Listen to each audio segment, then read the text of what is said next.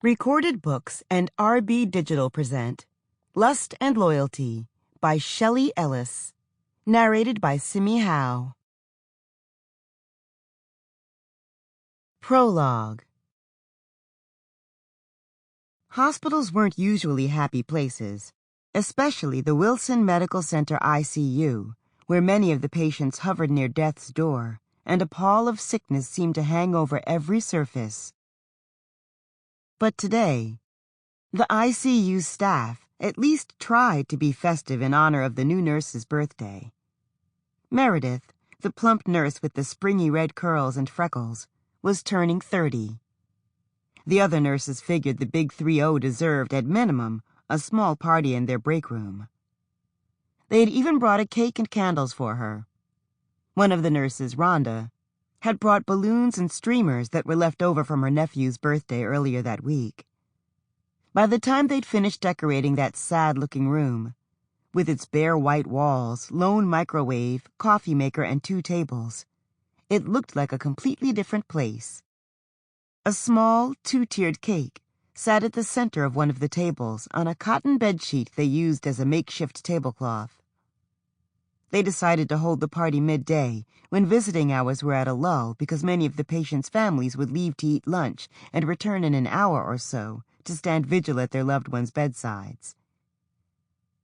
The 5 nurses on that shift had agreed to take turns at the front desk and keep an ear out for buzzing from patients' rooms, though most of the patients were so sedated they wouldn't be buzzing anything. Not Mr. J. Hinkler in room 402, who was dying of cirrhosis of the liver, or Mrs. C. Reynolds in room 410, who had suffered multiple strokes and was now little more than a vegetable connected to a respirator. And certainly not Mr. D. Turner in room 406.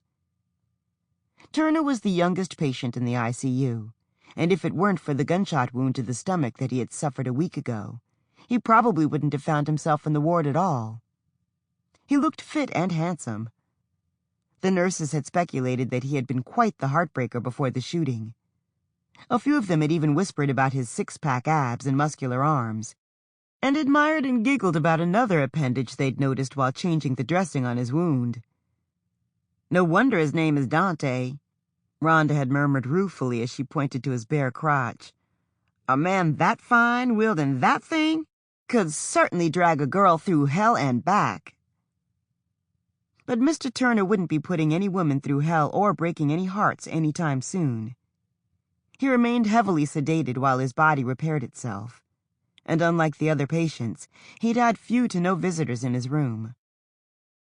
Nurse Kelly took the first shift, while the rest attended Meredith's birthday party. She glanced through the glass doors of each hospital room, including Mr. Turner's, as she walked from the break room to the front desk, carrying her slice of carrot cake. She passed an old woman who gave her a wan smile before entering room 403. "Hello, Mrs. O'Shea," Kelly said, giving her greeting from the doorway. "Good afternoon," Mrs. O'Shea said as she dragged a chair toward the bed to sit next to her husband, who was dying of end-stage lung cancer. A minute later, Kelly plopped into a rolling chair and dug into her carrot cake, finishing the entire slice in less than 3 minutes and licking the remaining icing off the plastic fork tongs and the tips of her fingers. She looked longingly at her empty paper plate. She could use a second slice. "A moment on the lips, a lifetime on the hips," she thought, glancing down at her wide hips that were encased in blue scrubs. She'd been trying to lose her last 10 pounds of baby weight for ages. Plus, she was supposed to be staffing the front desk while the other nurses were at the birthday party. But then Kelly ran her tongue over her lips, tasting the remains of the cream cheese icing, and she almost shuddered in ecstasy. She remembered how fluffy the cake itself had been, how the bits of carrot had been so crisp. "Just one more," she mumbled, rising from the chair. "I'll be quick." With the exception of Mrs. O'Shea, it was dead as a doornail around the ward. No pun intended. None of the patients would miss her. It was just seconds after Kelly walked out of the break room and plunged her fork into her second slice of carrot cake that she heard the alarm. A piercing beep to alert them. Sample complete.